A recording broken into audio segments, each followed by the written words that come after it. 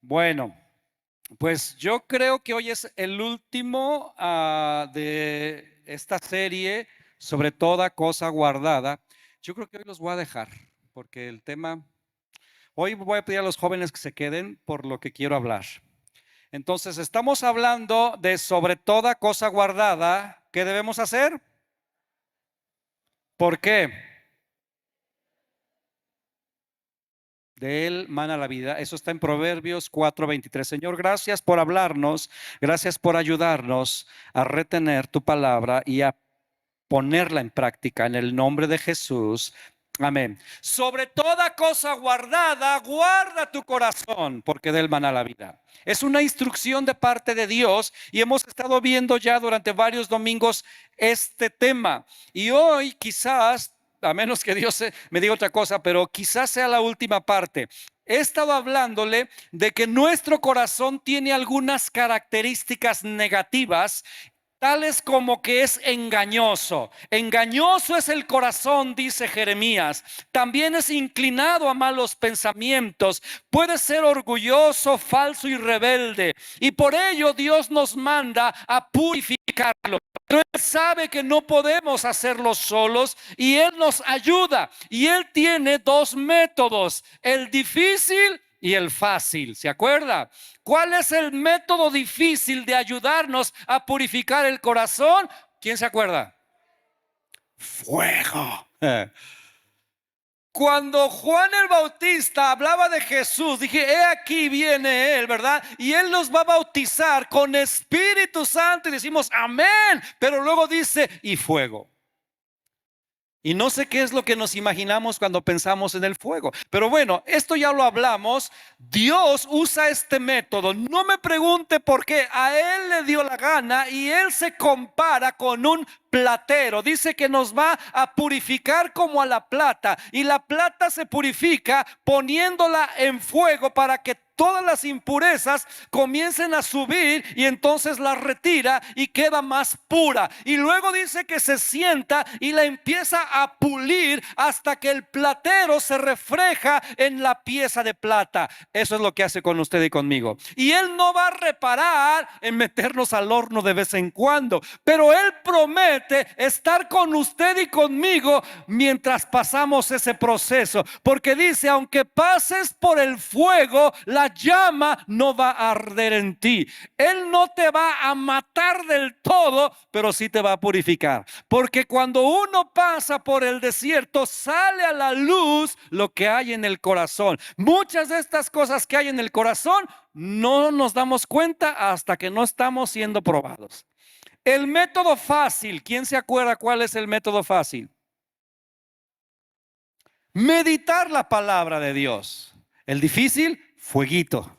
El fácil, la palabra de Dios. Porque le dice Dios a Josué, nunca se apartará de tu boca este libro de la ley, sino que de día y de noche meditarás en él para que hagas y guardes conforme a todo lo que en él está escrito, porque entonces harás prosperar tu camino. ¿Y qué más? ¿Y qué más? Y yo le preguntaba hace 8 días, ¿a quién le gusta que todo le salga bien? Todos. Por eso tenemos subrayado ese versículo en la Biblia, porque lo que realmente queremos no es meditar en la palabra, lo que realmente queremos es que todo me salga bien. Y pensamos que con tener ese versículo en la casa o con subrayarlo en mi Biblia, ya todo me va a salir bien. Pues no. Usted tiene que meditar. Pero yo le dije que la Biblia o la palabra de Dios, ¿verdad? Es como algunos productos, ¿verdad? Que son dos en uno, ¿verdad? El shampoo 2 en 1, limpiadores 2 en 1. Pues yo le dije hace 8 días que la palabra de Dios en la cual tenemos que meditar también es 2 en 1. Y la primer parte que ya lo hablé es que la palabra de Dios mata. ¿Se acuerda que le dije eso? ¿Por qué? Porque dice la Biblia que es como una espada. Se me olvidaron mis espadas. Es que cambié de coche. Ahora me viene el de mi esposa y en el mío dejé las espadas. Bueno, ahora agarré una varilla. Dice que es como una espada de dos filos. Dice, la palabra de Dios es viva y eficaz y más cortante que toda espada de doble filo, que penetra hasta partir el alma y el espíritu y discierne los pensamientos y las intenciones ¿de dónde? Del corazón. Entonces, para poder discernir tu corazón y mi corazón, necesitamos la palabra de Dios. Y es el método fácil.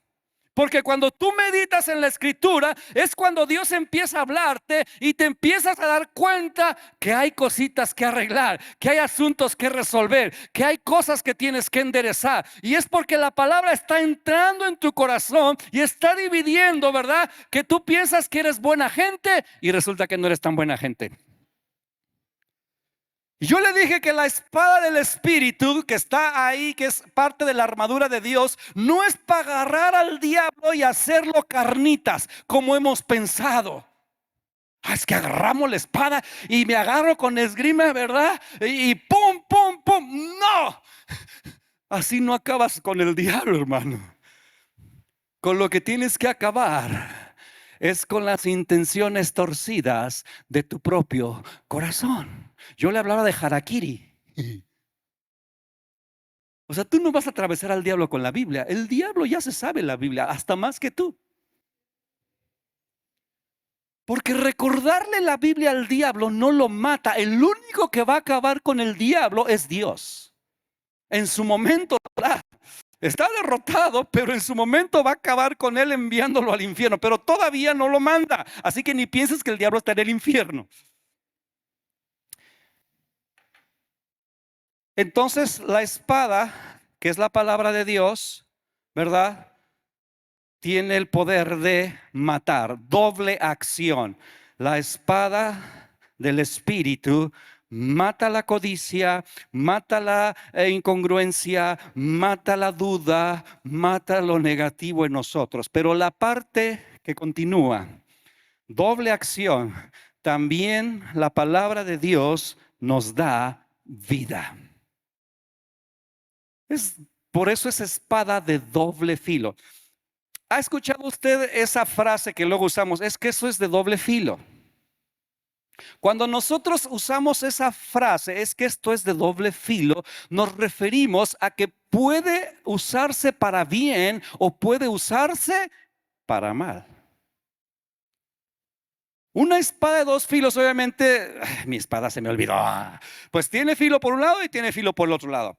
Es decir que le haces por acá y corta, y le haces por acá y también va a cortar. La espada de la palabra, o la palabra que es la espada, mata las cosas, pero también nos da vida. ¿Y por qué nos da vida? Porque la Biblia dice que esto es también alimento. Y el alimento es para eso, para darnos vida. Y todo esto tiene que ver con cuidar nuestro corazón. Sobre toda cosa guardada que debes cuidar, tu corazón, tu corazón. Esto de que esto es alimento, ¿de dónde surge? Bueno, en Deuteronomio capítulo 8, versículo 3, Dios le dice al pueblo de Israel: miren, yo te he traído por todo este desierto, ¿verdad? Para que salga, y te he probado para que salga lo que hay en tu corazón, pero también te di alimento del cielo, te di maná para que tú aprendieras a depender de mí. Porque esto es una enseñanza que ha perdurado por los siglos y perdurará hasta que Jesucristo venga. Usted y yo necesitamos aprender a depender de Dios a través de su palabra. Y por eso lo compara con alimento. Dios me dio lecciones objetivas. La más poderosas de ellas fue esa: te doy el maná. Ahora, si usted ha leído la Biblia, el maná era una cosa menuda, dice ahí que estaba como hojuelas y que su sabor como cilantro, culantro, no me acuerdo qué dice. El punto es que era algo raro, por eso se llamaba maná. ¿Qué es eso? Está raro. Pero fíjese lo asombroso del maná.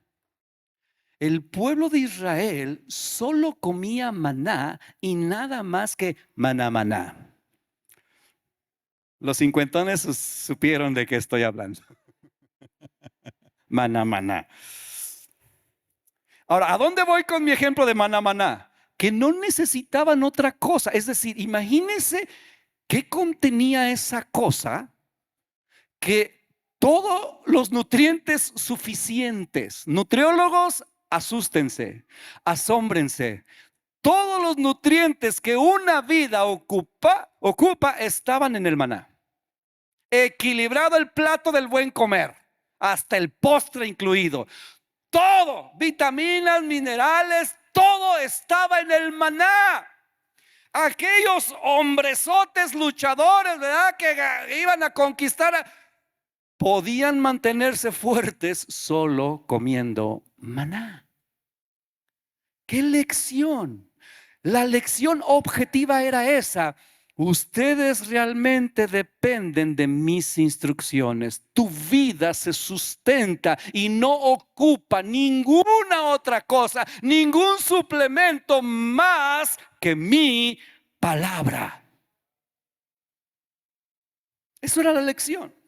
Y obviamente el pueblo de Israel la fue aprendiendo, de tal manera que siguieron las instrucciones de Dios, o bueno, intentaron, enseñando a los niños, ¿verdad?, a memorizar. Los judíos, parte de su cultura era esa: enseñar a los niños a memorizar el Pentateuco. ¿Cuántos de aquí ya se saben el Pentateuco? Ah, caray. A ver, Chuy, venme a decir el Pentateuco. No estoy diciendo que me digas Génesis, Éxodo, que me sepas todo el Pentateuco. No dije el índice. ¿Quién se sabe todo Génesis? Nadie de nosotros. ¿Quién se sabe todo Éxodo? Nadie, nadie. O sea, nadie de nosotros. Pero a los niños se les entrenaba.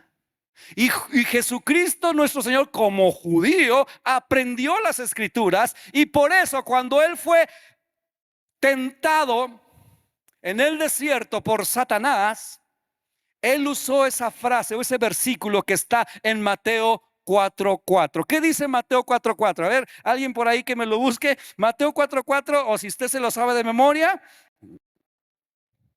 Porque no solo ¿qué? A ver,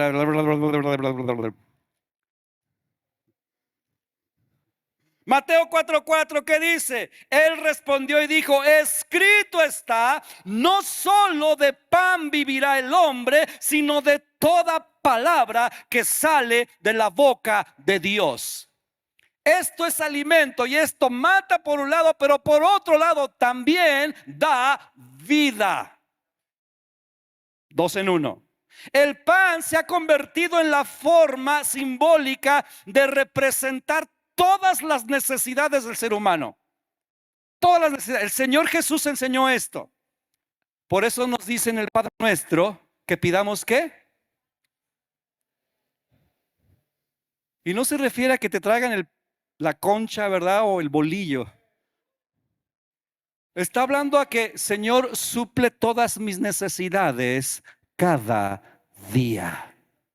Todas mis necesidades cada día. Necesidades físicas, emocionales, espirituales. Señor, danos el pan, suple mi necesidad cada día. Ahora, Dios quiere, escúcheme bien esto.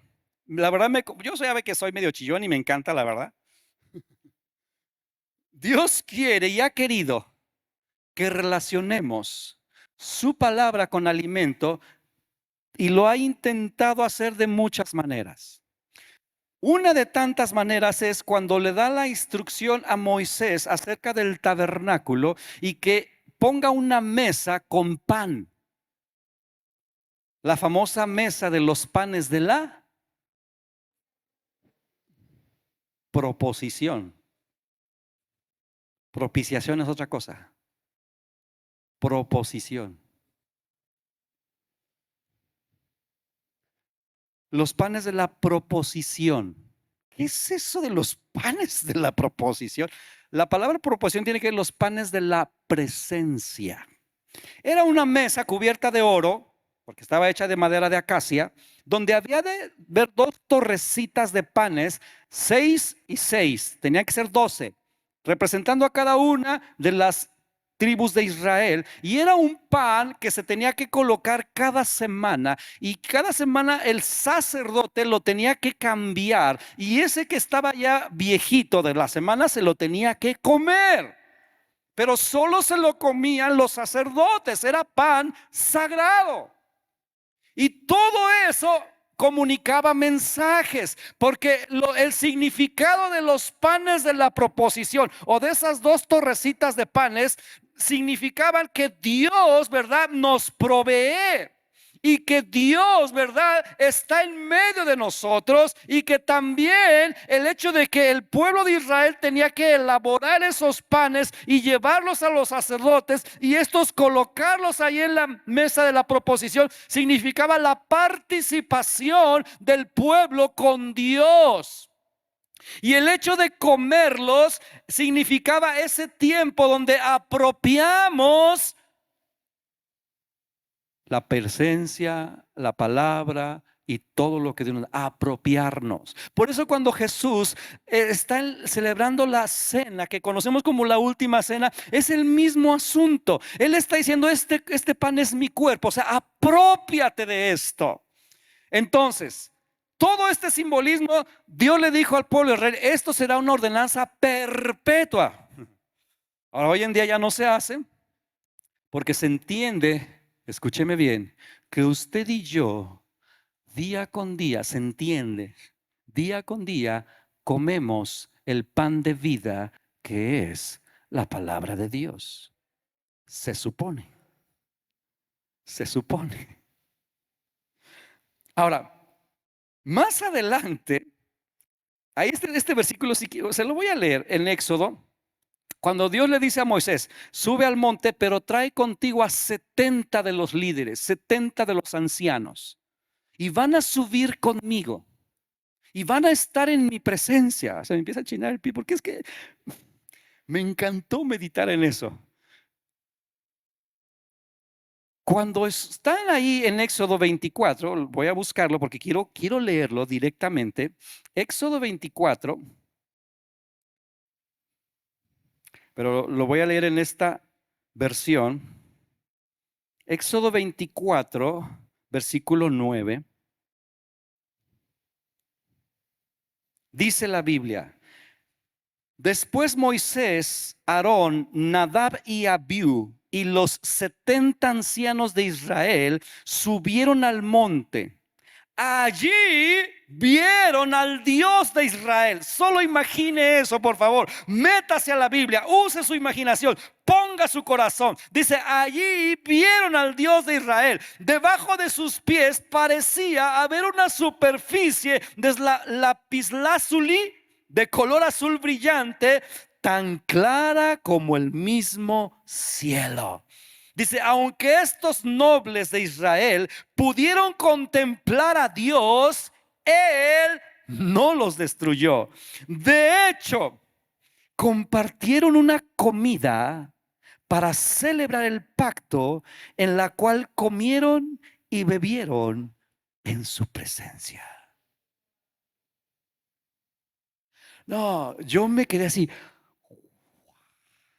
A ver, use su imaginación, por favor, porque se trata de esto. Imagínese el monte de Sinaí, ¿verdad? Lleno de aquel humo, lleno de truenos, y escuchando la trompeta. Y no eran trompetas así como las del mariachi, eran los cuernos de chivo que cuando uno los escucha se siente bien sabroso. Entonces, no lo puedo hacer, no lo puedo hacer. Escuché aquello retumbando. Ya con eso está para que usted y luego le dice, sube Moisés, y 70, yo me imagino a los viejillos, porque yo creo que eran así ancianos, no solamente de liderazgo, sino también ya madurotes, ¿eh? Subiendo así, ay nanita, ¿qué horas me cae el rayo a mí? Pues están ahí y de repente dice que ven a Dios. Yo dije, ya con eso tengo. Ya con eso, o sea, ¿qué vieron exactamente? No sé. Pero dice ahí que vieron a Dios y que en sus pies había como un embaldosado, ¿verdad? De un zafiro transparente azul maravilloso. O sea, imagínense estar pisando aquello. Caminando ahí, o sea, yo que soy tan visual, no, yo estaría así, "Ah, la baba, ¿qué está esto?". O sea, yo me imagino haciéndole así, hermano. Yo que soy tan metiche y curioso, yo quiero saber, oye, ¿esto de qué está hecho? Ve qué pasa. Así soy yo. Y luego, adiós, solo imagine la escena. Y obviamente el pueblo de Israel sabía que no podía ver a Dios sin ser muerto, porque él mismo les había dicho, nadie me va a ver y va a vivir. Ahora aquí, por alguna razón, Dios no los mata, porque él mismo los llama. ¿Y qué tiene que ver todo esto con el pan y la palabra y la espada? Mucho, hermano, porque sucede algo que yo digo, qué loco. No solo escucharon a Dios, no solo vieron a Dios, no solo vieron aquel piso maravilloso, sino dice que había preparado una comida. ¿Quién la hizo? ¿Qué comieron? ¿Cómo estaba? No tengo idea, pero comieron con Dios.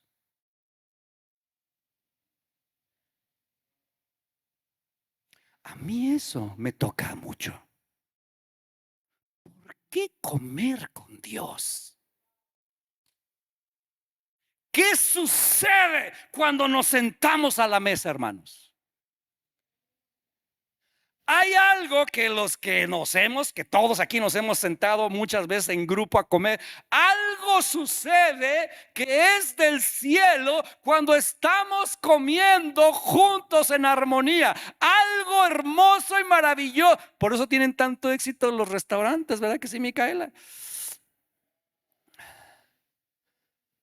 Algo sucede, algo hay allí. Ahora, ya no estamos hablando de un restaurante común y corriente, tampoco estamos hablando del mejor café del mundo, ni siquiera del mejor postre. Estamos hablando que estaban delante del Dios creador del universo, en un lugar maravilloso y temible a la vez, comiendo.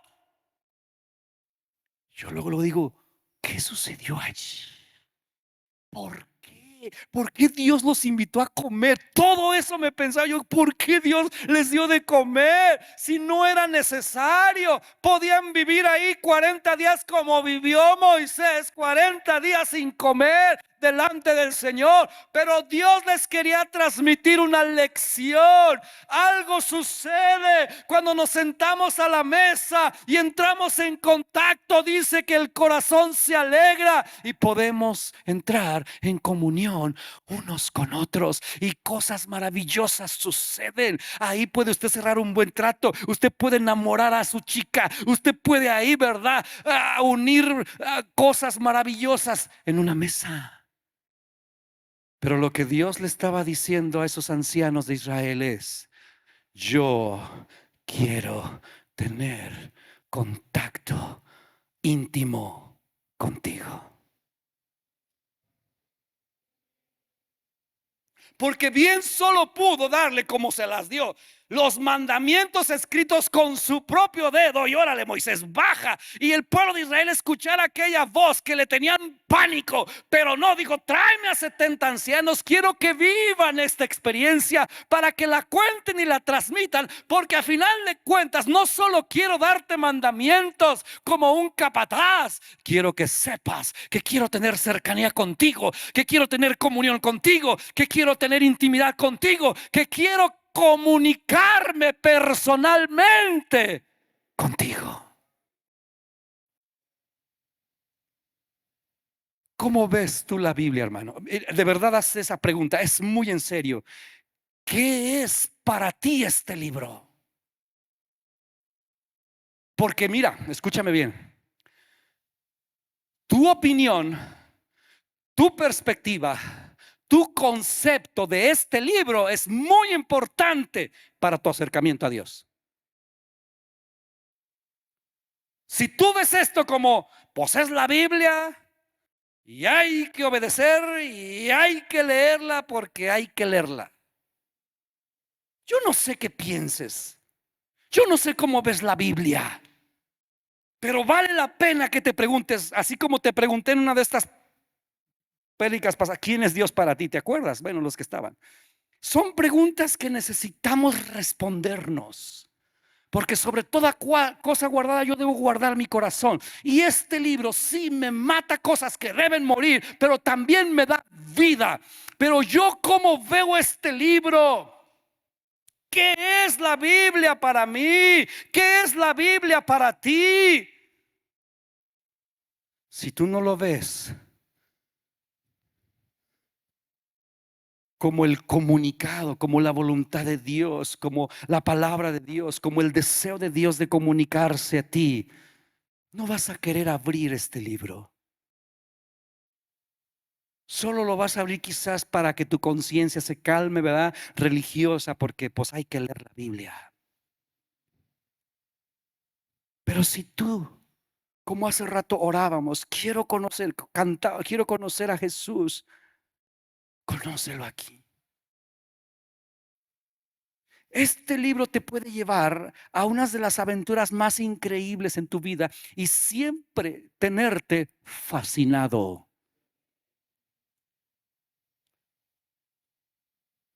Yo tengo más de 30 años de cristiano y yo te confesé la semana pasada mis tiempos de sequedad en cuestión de la palabra, y es horrible, hermano. Es una de las cosas más feas que yo he experimentado, cuando leía por leer y no entendía nada, y a veces de plano ni leer porque pierdes el interés. Pero también una de las cosas más asombrosas que me ha pasado en la vida es cuando este libro me seduce, me captura, me atrapa y empieza a mostrarme Dios cosas maravillosas y no quiero parar de leer. Porque esto es Dios hablándote de corazón a corazón. Por eso les dio de comer ahí en el monte Sinaí, porque quería que relacionáramos su voluntad con alimento, su palabra con alimento. Dios quiere relacionarse, escucha bien, con nosotros, primero de creador a criatura, porque Él es el creador y tú y yo somos su criatura. Y Él nos quiere hablar desde esa posición. Soy tu creador y te voy a hablar como creador.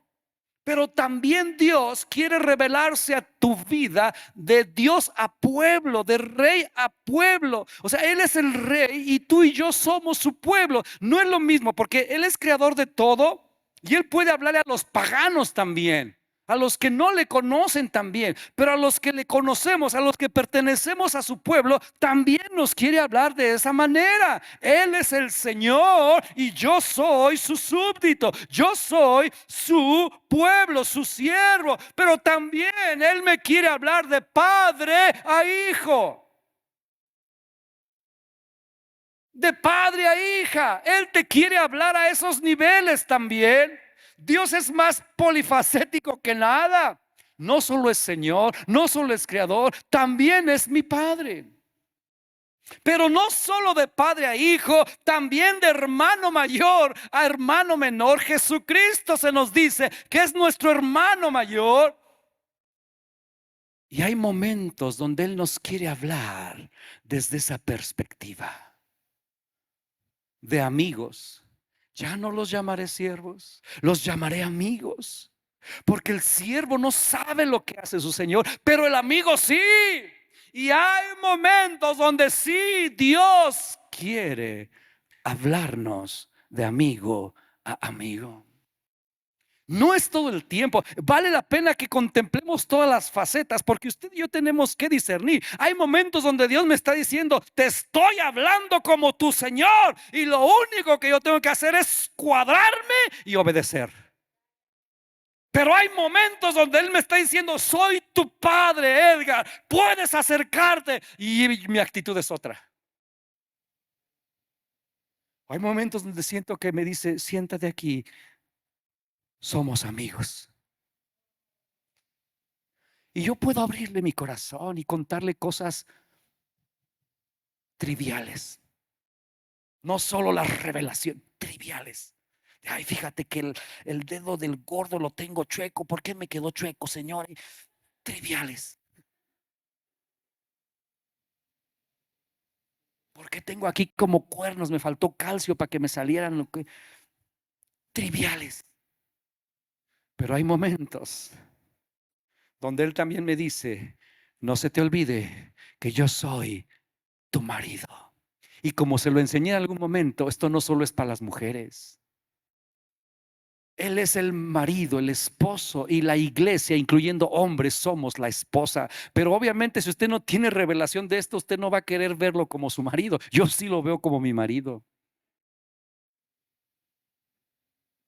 Porque cuando veo a Dios como mi marido, las funciones de un marido: protector, proveedor, íntimo. La intimidad entre esposos es exclusiva de los esposos y no se debe dar en ninguna otra esfera.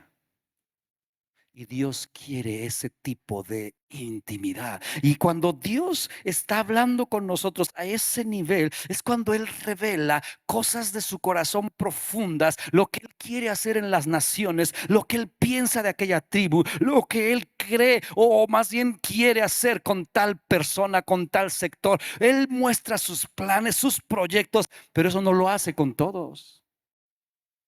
Íntimos. Solo a través de su palabra llegamos a esos niveles de profundidad. El que tiene un montón de revelaciones y sueños y palabras proféticas, pero no lee la Biblia, es más peligroso de lo que está consciente. Porque es fácil tener ese tipo de cosas, pero sentarte a masticar la palabra, meditar. Porque quiero concluir esta charla. ¿Cómo activar? ¿Cómo activar el poder vivificador de este libro? Porque hay que activarlo. ¿Cómo activarlo? La palabra de Dios por sí es poderosa, pero usted y yo tenemos que activarlo. ¿Alguien quiere saber cómo activarlo? Número uno, aumenta tu comprensión de la Escritura. Aumenta tu comprensión de la Escritura. Eso te toca a ti. Tú tienes que dedicarle. No se puede comprender algo si tú no te enfocas. Aumentar la comprensión de la Biblia es como cuando la Biblia dice la palabra inquirir. Hay versículos en la Reina Valera, sobre todo, por ejemplo, Esdras capítulo 7 versículo 10 dice: porque Esdras había preparado su corazón para inquirir la ley de Jehová. ¿Qué es inquirir? Es buscar. Inquirir es escudriñar, indagar, preguntar. Es quiero aumentar la comprensión de la Escritura. Si tú no haces esto, no vas a activar ese poder vivificador. Hay un poder vivificador. Pero cuando yo empiezo a meditar y a escudriñar y a indagar, empieza a surgir cosas maravillosas en mi interior y se empieza a activar el poder vivificador de la Escritura. Mire, la realidad es que queremos las cosas fáciles. Y yo estoy en el nombre de Jesús retándolo a usted a que deje de pensar como niño de que todo tiene que ser facilito y por imposición de manos. Si solo pensamos así, ay de nosotros. Por eso quise que se quedaran los jóvenes. Ahora, no es nuevo esto de que es más fácil que me alimenten a yo aprender a alimentarme. Eso es bien. Mire, Jesús algunas veces se quejó de su pueblo, de su propio pueblo. Y sabe, una de las quejas de Jesús de su propio pueblo fue esa. Una vez Jesús les dice: ustedes me buscan porque comieron y se saciaron. Está en los evangelios. Por eso me buscan. No tanto porque quieran saber del reino de los cielos, no tanto porque les interese su salvación. Ustedes me buscan porque comieron y se saciaron. Porque es más fácil que te alimenten. Es más fácil poner una prédica en YouTube que sentarte a leer tu Biblia. Aunque no digas amén. No es fácil. Ay, mejor voy a poner al que tiene la revelación de todos los, el mejor predicador del mundo, y ahí lo tienes. Y mira, no te digo que no hagas eso, pero eso es más fácil que tú sentarte con el mejor maestro del universo, el Espíritu Santo, y que tú le digas: Espíritu Santo, abre mis ojos para que yo vea las maravillas de tu ley, y que comiences por tu propia cuenta, con ayuda del Espíritu Santo, a maravillarte de lo que está aquí. Sí, necesitamos dejar de ser niños, porque debemos cuidar el corazón sobre toda cosa guardada. Cuida tu corazón, y la mejor manera es esto: aumenta tu comprensión de la escritura. Segunda cosa, ¿cómo activar el poder vivificador de la palabra? Memorízala. Mira, yo sé que esto no genera entusiasmo en lo absoluto.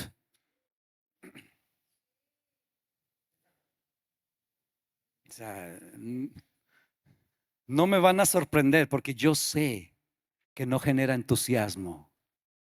Pero los que ya tenemos un poquitito de madurez, hemos entendido que hay cosas en la vida que no son muy entusiasmadoras, que digamos, pero que son necesarias. ¿Cuántos ya entendieron un poquito eso? No me quiero parar temprano, pero es necesario. No quiero ir a trabajar, pero es necesario. No quiero comer sano, pero es necesario. No quiero hacer ejercicio, pero es necesario. Y la lista sigue. Si solo estamos esperando a estar entusiasmados, ahí te ves. Pero memorizar la escritura, mira, no solo es una buena práctica, está aquí que debemos hacerlo. ¿Dónde dice la Biblia? Bueno, Salmo 119, versículo 11. Salmo 119, versículo 11 dice: en mi corazón he guardado tus dichos para no pecar contra ti. ¿Qué significa guardado tus dichos? Los almacené. ¿Cómo? Los memoricé. Ahí los tengo. ¿Para qué? Para no pecar contra ti. ¿Dónde más dice? Proverbios capítulo 7, versículos 1 al 3 dice: hijo mío, guarda mis razones y atesora contigo mis mandamientos. Guarda mis mandamientos y vivirás, y mi ley como la niña de tus ojos. Lígalos a tus dedos, escríbelos en la tabla de tu corazón. Te lo dice de muchas maneras: guárdalos, lígalos, consérvalos, escríbelos en la tabla de tu corazón. ¿Qué es eso? Memoriza, memoriza. Jesús nuestro Señor, al cual admiramos y amamos, tenemos que ser como Él, vamos a ser como Él, porque Él nos va a ayudar. Él se sabía las escrituras. Él se sabía las escrituras.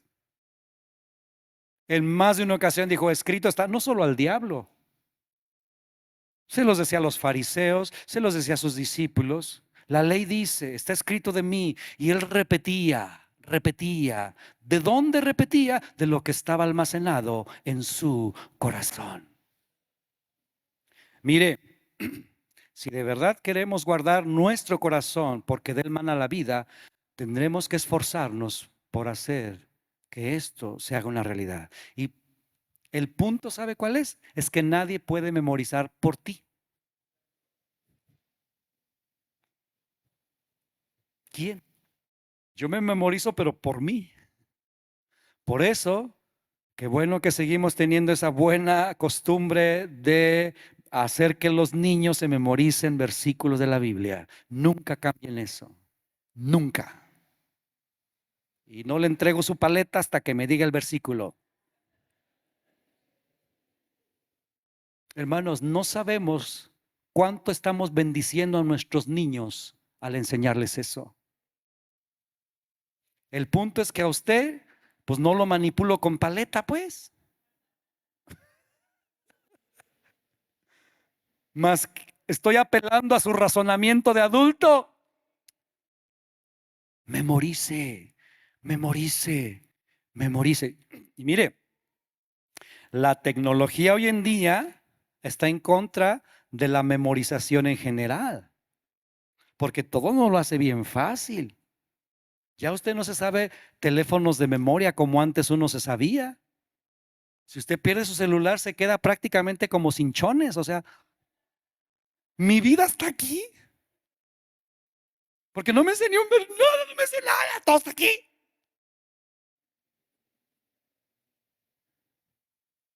Memorícese. Dice Colosenses 3:11, la palabra de Cristo more en abundancia en ustedes. ¿Cómo? ¿Cómo va a morar la palabra de Dios en abundancia? Memorízala. Alguien dijo, leí esto, que la esencia de la madurez cristiana comienza con memorizar la escritura. ¿Quieres ser un cristiano maduro? Métele a tu mente y a tu corazón palabra de Dios. Si personas como Esteban, ¿ha leído usted la defensa de Esteban? Es impresionante. Hechos, libro de los Hechos, cómo Esteban presenta su defensa, prácticamente recorre todo el Antiguo Testamento. Impresionante. Imaginen el almacén que tenía. Personajes como John Wesley, San Agustín, Martín Lutero, el mismo apóstol Pablo, como ya lo dije, nuestro Señor Jesucristo, todos ellos tenían almacén en su corazón de la palabra de Dios. Porque ellos sabían que una de las maneras de saciar este mundo hambriento de esperanza, este mundo hambriento de fe, este mundo hambriento de poder, es teniendo en todo momento acceso a la palabra, para que cuando la ocupes solo brote de tus labios, sin tener que decir, espérame, deja y busco el versículo, yo por aquí lo leí, ay, ¿dónde lo puse? No me acuerdo, pero por ahí medio dice.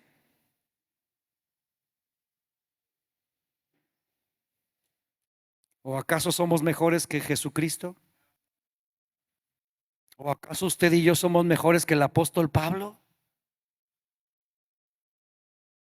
Hombres de Dios con almacén de la palabra. Ellos aplicaron el principio de José el soñador, un principio divino. Dios le reveló a José. ¿Cuál fue ese principio? Almacena cuando haya abundancia, para que puedas tener cuando haya escasez. Mientras todo te va bien, qué chido. Pero los momentos de crisis, una de las cosas que te ayuda no son las oraciones del pastor, no es que todo mundo te apoye en el grupo, no es que todo mundo esté ahí atrás de ti, no, es la palabra almacenada en tu propio corazón, donde el mismo Espíritu Santo te recuerda lo que Él ya dijo. Y por último, estoy hablándote cómo activar el poder vivificador de este libro que nos da vida. Primero, aumenta la comprensión. Segundo, memorízala. Y tercero, obviamente, créela. Porque mira, puedes comprenderla, puedes memorizarla, pero no creerla. Es un reto que tarde o temprano te vas a enfrentar. Dices, bueno, creo o no creo lo que dice la Escritura? Tarde o temprano vas a estar frente a esa pregunta, a solas. ¿Crees o no crees? Y ahí es donde dices, mira, Dios está tan interesado en esto, me encanta. O sea, ya te platiqué como los panes de la proposición, la invitación al Sinaí para comer, y luego les da instrucciones a los judíos acerca de las vestimentas. Esto ya lo compartí hace poquito, pero lo recuerdo para terminar, que en sus mantos los judíos tenían que poner flecos. ¿Se acuerdan? ¿Qué fue lo que tocó la mujer del flujo de sangre? Los flecos. ¿Y por qué los flecos? A ver quién se acuerda. ¿Por qué los flecos? ¿Por qué dijo, si yo tan solo tocare el borde? Se refería a los flecos. ¿Por qué? Porque los flecos tenían una función. Dios le había dicho, Números, libro de Números, capítulo 15, versículo 39, dice, los flecos servirán para que al verlos te acuerdes de los mandamientos del Señor, con el fin de ponerlos por obra, para que no vayas en pos de tu propio corazón. Qué increíble. Ni en pos de tus propios ojos con los cuales te prostituyes. O sea, Dios ha querido siempre eso.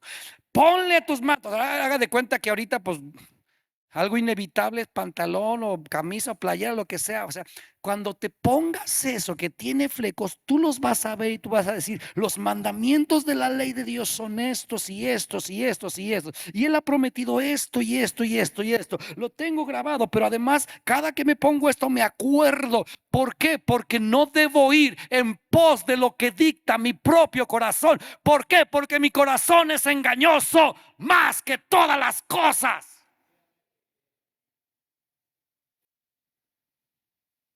Cuando esa mujer quiso tocar el fleco del manto de Jesús, él no solo estaba pensando que ese manto era de Jesús, sino ella estaba pensando, Dios prometió sanidad y medicina para mí. Y qué mejor que directo del mismo Hijo de Dios. Tener almacenado en tu corazón y creerlo es lo que te va a dar esas victorias que tanto buscas. Mira, ¿puedes subir al teclado, hija, por favor? No es que sea pesimista, pero hay cosas de esta vida que no se van a resolver quizás nunca. Porque nosotros queremos resolver el asunto eliminando lo que nos causa dolor. Y muchas veces Dios sí elimina eso. Sana, te provee, todo eso es maravilloso. Pero va a haber circunstancias o situaciones donde ahí las va a dejar de por vida. Porque lo que Él quiere que aprendas no es a estar quitando obstáculos, no es el punto. El punto, lo que Dios quiere que tú aprendas es que a pesar de los obstáculos, tú sigas fiel hasta la muerte, que nada ni nadie te detenga. Y la única manera de hacer eso es con la fuerza que la palabra de Dios te da cuando está almacenada en tu corazón. Nosotros quisiéramos que se llevara a los malos, que me sacara la lotería, que todos en la iglesia fueran lindos, que nadie me traicione jamás. Yo quisiera, ¿verdad?, que nunca me faltara el sustento. Yo quisiera, ¿verdad?, siempre estar con buena salud. O sea, yo quisiera vivir en el cielo y en la gloria. Un día lo vas a hacer, pero ¿qué crees? Ahorita todavía estás en la tierra. Pero lo que Dios sí quiere es que a pesar de lo que estés viviendo, tu fe no caiga, tu ánimo y aún tu gozo. No porque todo está resuelto, no, sino porque tú tienes fe en lo que prometió. Y eso es lo que nos enseña Hebreos capítulo 11. a Moisés caminando como mirando al invisible. Es urgente, iglesia, que cuidemos nuestro corazón, pero no podemos hacerlo sin la palabra de Dios. Por eso yo le decía, todos tienen que tener su Biblia y todos tienen que buscar la manera de estar meditando y meterse a clases y tomar cursos, todo lo que puedas para aumentar tu comprensión, pero sobre todo, busca tu tiempo de estar a solas con Dios. Tú y este libro. Yo dije, Señor, ayúdame. Yo le comparto parte de mis luchas y caminar. Y hubo un momento en donde dije, yo no puedo leer más que en este libro de papel. Yo dije, pero Señor, el tiempo está cambiando. Yo ya voy a llegar a los 60 en unos años. Ya voy a ser de la tercera edad. Yo dije, yo necesito conectar un poco con los jóvenes. Y si ellos pueden estar aquí teniendo comunión contigo, que espero que sí, a través de leerla en el celular. Señora, de verdad yo no podía. Porque yo estaba acostumbrado a hacerle dibujitos y subrayarle y ponerle y ya. ¿Sabe?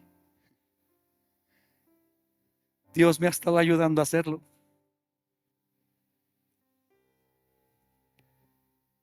Y ahora ya empiezo a encontrar aquí también, no solo en este libro de papel, aquí también, deleite. Porque Dios está muy interesado en tener esos encuentros íntimos contigo a través de su palabra. Ama su palabra. Y si no la amas, mira, ruégale que te ayude, porque Él te ayudará. He escuchado muchas veces, no le entiendo. Todos pasamos por ese proceso, todos. Yo no conozco una persona que diga, yo entiendo toda la Biblia desde un principio. Cuando yo me hice cristiano, era un joven de 21 años, yo no entendía nada, jamás en mi vida había agarrado una Biblia. Había una Biblia en mi casa, en el librero, gordota, así grande, que nadie la abría, solo era adorno. Pero cuando yo me hice cristiano y entendí que tenía que tener mi Biblia, yo fui y compré una. En aquel entonces no había tantas versiones, yo no entendía de eso, yo solo compré la U y yo no sabía ni por dónde empezar. Pero yo tenía hambre de Dios y dije, Señor, si otros dicen que aquí les hablas, háblame a mí, no sé cómo es eso. Yo escuchaba a mi pastor decir, ten intimidad con Dios. Y yo decía, yo no entiendo eso, ¿cómo se hace eso? Yo recuerdo que agarré mi Biblia nueva y me compré una libreta, porque mi Biblia primera era una Reina Valera. Y yo dije, ¿qué es eso? Y aquello, y yo no entiendo nada. Pero yo me propuse y escribía todo lo que no entendía. Y yo llegaba el fin de semana y corría con mi libretita, con mi pastor. Y le decía, ¿qué es esto? ¿Qué significa esto? Y me explicaba. Gracias a Dios por ese hombre, porque se fue ampliando mi entendimiento. Todavía tengo en mi mente cómo me sentaba ahí en mi recámara, en la parte de arriba de la casa de mi mamá, ahí en el quicio del baño. No sé por qué escogí ese lugar, no sé si era por el olor o yo qué sé. Estaba el baño ahí y me sentaba ahí sentadito con mi Biblia, ahí horas, leyendo y escribiendo, leyendo y escribiendo, leyendo y escribiendo. Y cada vez que fui entendiendo más, me fui enamorando más de mi Señor. No podemos enamorarnos de Dios sin este libro. No se puede. Si tú te quieres enamorar de Dios solo con la alabanza, no.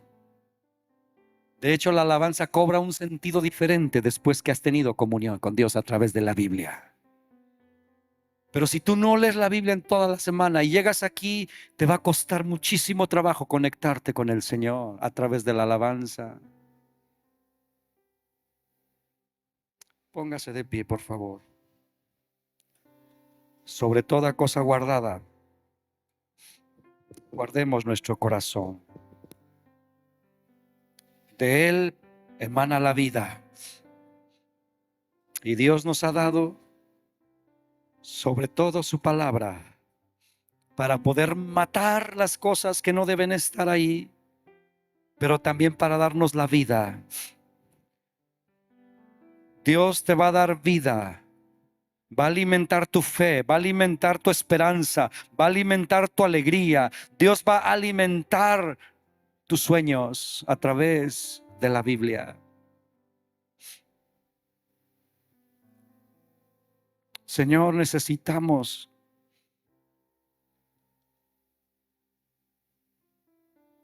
seguir avanzando en la vida. Y obviamente sin tu palabra no lo haremos. Señor, haz que dejemos de ser una iglesia consentida, infantil, que solo come cada 8 días, sino que a través de la semana tengamos encuentros contigo a través de tu palabra. Y que tú retes a más de uno aquí a empezar a memorizar y memorizar y memorizar. Porque yo sé, y tú también lo sabes, que lo vamos a ocupar. Tú nos estás advirtiendo cosas y esa es una de las maravillas de tu palabra, que a través de la Biblia, a través de tu palabra, tú nos adviertes antes de que sucedan cosas. Tú nos hablas, tú nos dices, ten cuidado, va a suceder esto, cuida esto, presta atención a esto, porque tú nos amas de tal manera. Tu misma palabra dice que todas las cosas escritas se han escrito para que ahora nosotros no cometamos los mismos errores que cometió tu pueblo, para que creamos las cosas, para que aprendamos lecciones. Tú no nos has dejado sin testimonio, tú no nos has dejado sin la verdad. Es una realidad, iglesia, que hoy en día existen lugares en el mundo donde las iglesias perseguidas no tienen Biblia como usted y yo, no tienen acceso ni siquiera por internet, no tienen cómo tener una Biblia y lo que hacen es memorizar lo poquito que les llega. Y hay lugares donde todavía es prohibido introducir Biblias. Usted y yo tenemos toda la libertad, todo el acceso a todas las Biblias posibles. Y qué lamentable que nos dediquemos tan poco a meditar, escudriñar, memorizar la palabra de Dios.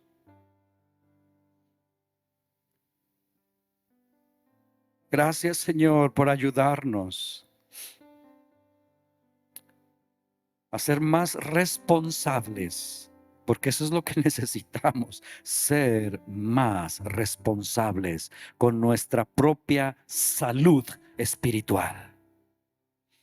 Yo bendigo a tu iglesia, Señor, que tu Espíritu Santo no solo nos inquiete, sino nos infunda el ánimo que necesitamos para apegarnos a tu palabra. Yo bendigo a todo aquel que ha estado luchando por leer su Biblia, que no se rinda. Yo oro para que tú levantes hombres y mujeres en este lugar que estudian, meditan, se memorizan partes grandes de la palabra, no para presumir, sino para tener un almacén para servirte, para dar testimonio de una fe inquebrantable, para dar testimonio a cualquiera que se les ponga enfrente, como dice el apóstol Pedro, que podamos presentar defensa de nuestra fe. Yo bendigo esta iglesia, Señor, para que seas tú inspirándonos a amar tu palabra, beberla, comerla, masticarla, escudriñarla en el nombre de Jesús. Amén. Dios le bendiga, hermano. Gracias.